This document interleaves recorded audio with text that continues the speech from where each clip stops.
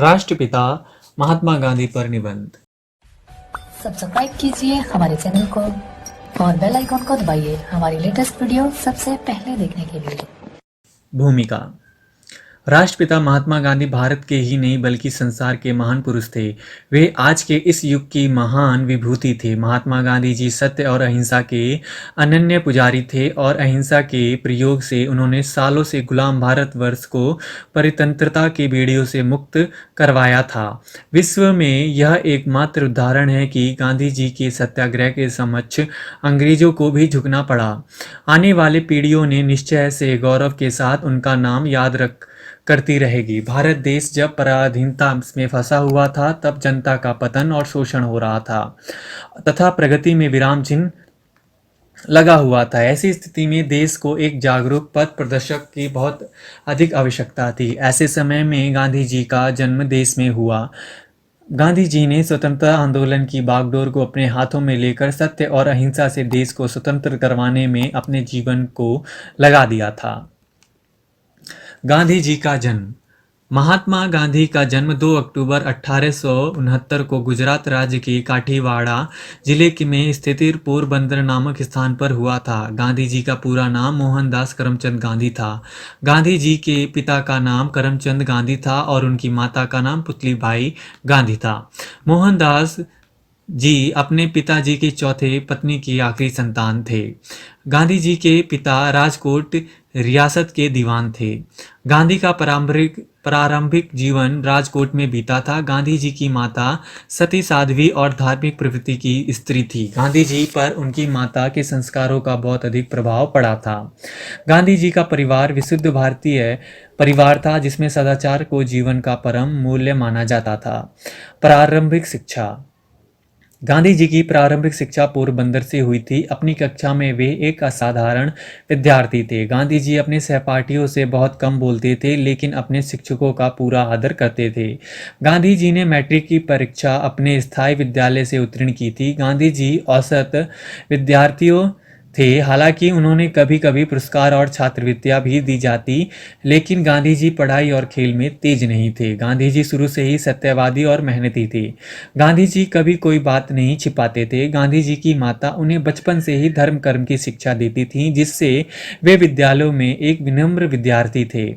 गांधी जी झगड़ा, शरारत, उछल कूद आदि से दूर रहते थे। बालक का इतना विनम्र रहना उचित नहीं था, लेकिन गांधी जी में ये सभी संस्कार जन्मजात थे। सन 1887 में गांधी जी ने मुंबई यूनिवर्सिटी की मैट्रिक की परीक्षा को पास किया और भावनगर स्थित समलदास कॉलेज में प्रवेश लिया। अचानक गुजराती भाषा से अंग्रेजी भाषा में आ जाने से गांधी जी की व्याख्यानों को समझने में थोड़ी परेशानी हो रही थी। गांधी जी डॉक्टर बनना चाहते थे लेकिन वैष्णव परिवार में चीरफाड़ की इजाज़त नहीं थी। अगर गांधी जी को गुजरात के किसी राजघराने में उच्च पद को प्राप्त करने की परंपरा को निभाना है तो उन्हें बैरिस्टर बनना पड़ेगा, इसलिए गांधी जी को इंग्लैंड जाना पड़ा। विवाह। गांधी जी जब 13 साल की उम्र के थे और स्कूल में पढ़ते थे तब उनका विवाह पोरबंदर के एक व्यापारी की पुत्री कस्तूरबा देवी जी के साथ हुआ था। विदेशी गमन।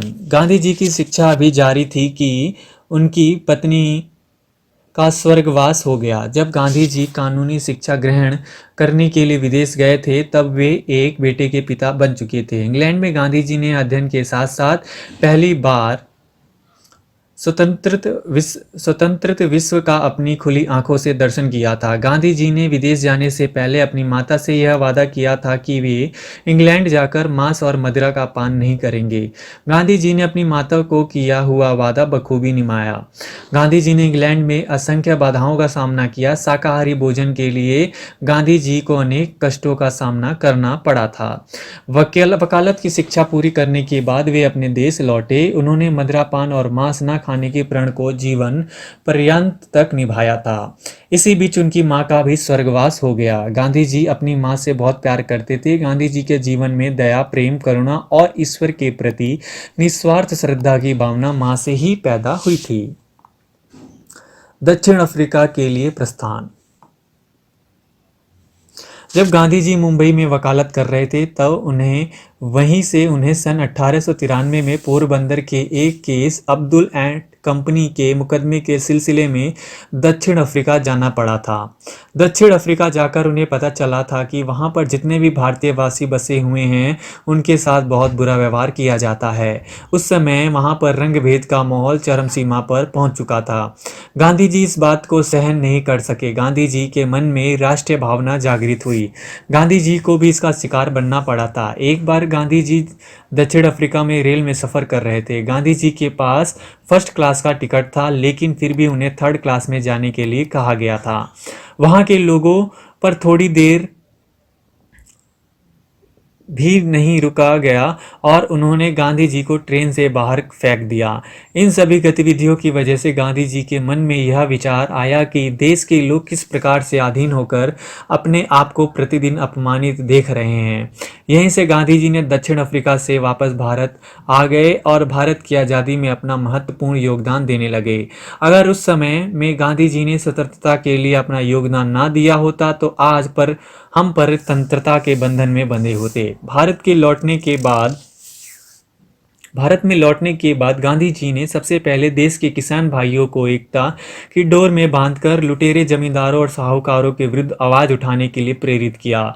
लेकिन ये जमींदार अंग्रेजों के आदेश में रहते थे। इस तरह से लोगों की जिंदगी को देखकर गांधी जी ने सन 1918 में गुजरात के चंपारण और खेड़ा गांव के लोगों को इकट्ठा किया। गांधी जी ने गांव के लोगों को सही दिशा में जाने और अपने देश की मर्यादा का पालन करने के लिए कहा। गांधी जी ने कहा कि यह देश पहले आप सभी लोगों का है, इस देश पर बाहर के लोगों का हक बाद में है।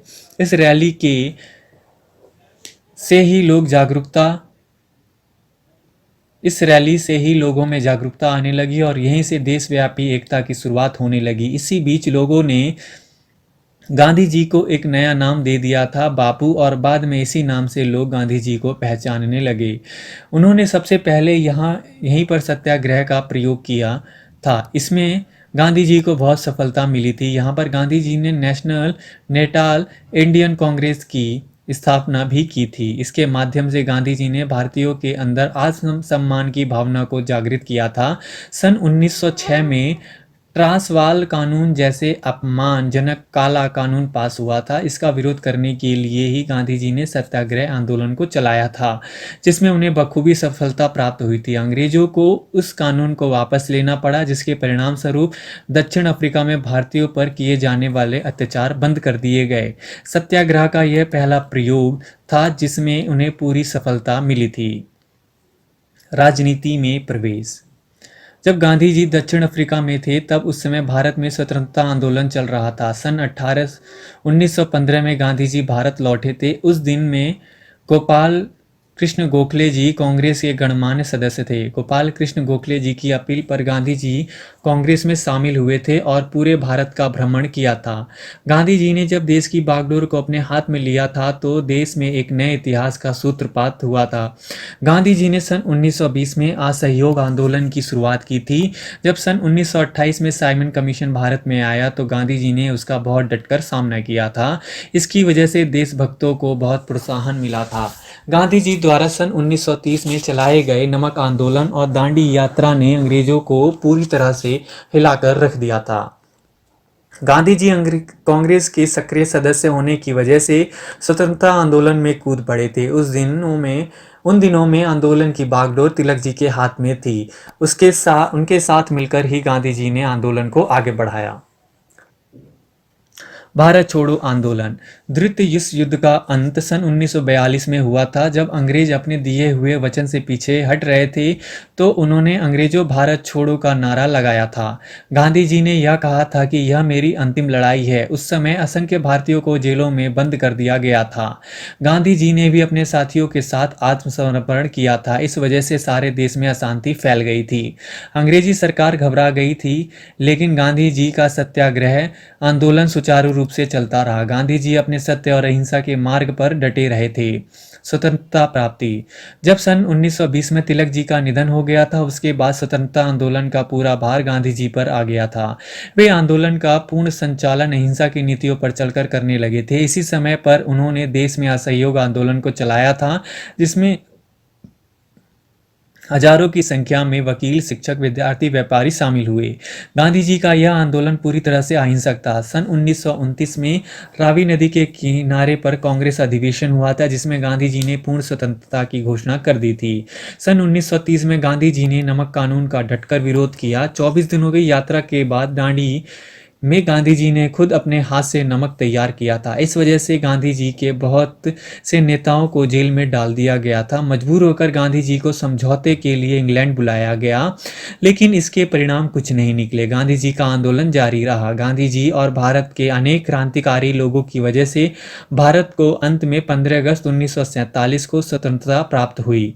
गांधी जी छुआछूत को भारत से खत्म करने के लिए अनेक प्रयास किए। जिन लोगों को अछूत कहकर पुकारा जाता था, गांधी जी ने उन्हें हरिजन की संज्ञा दी थी। गांधी जी ने विदेशी वस्तुओं का बहिष्कार करके स्वदेशी वस्तुओं को प्रयोग करने पर अधिक बल दिया था। गांधी जी खादी वस्त्र के प्रसार के लिए भी अनेक प्रयास किए थे। महान बलिदान। गांधी जी जब जीवित रहे थे तब तक देश के उद्धार के लिए कार्य करते रहे। बहुत से लोग गांधी जी की हिंदू मुस्लिम एकता की भावना के विरुद्ध थे। गांधी जी जब 13 जनवरी 1948 को दिल्ली में स्थित बिरला भवन की प्रार्थना सभा में आ रहे थे तो नाथूराम गॉडसे जी नामक व्यक्ति ने गोली मारकर उनकी हत्या कर दी थी। उनकी मृत्यु के समाचार से पूरे देश गहरे शोक में डूब गया था। गांधी जी के शरीर का अंत हो जाने के बाद भी उनके आदर्श और उपदेश हमारे बीच हैं। यही समय समय पर हमारा मार्गदर्शन करते हैं। उपसंहार। गांधी जी को भारतीय इतिहास के युग पुरुषों के रूप में हमेशा याद रखा जाएगा। आज सारा विश्व उन्हें श्रद्धा से नमन करता है। गांधी जी के जीवन पर अनेक भाषाओं में फिल्में बनाई गई, जिनसे आज का मानव उनसे प्रेरणा ले सके। गांधी जी के जन्मदिन को सारा संसार श्रद्धा और सम्मान के साथ मनाता है। अमेरिका जैसे बड़े राष्ट्र ने भी अपने देश में 2 अक्टूबर को गांधी दिवस के रूप में मनाने की मान्यता दे दी है। युग युग तक गांधी जी को बहुत याद किया जाएगा। धन्यवाद।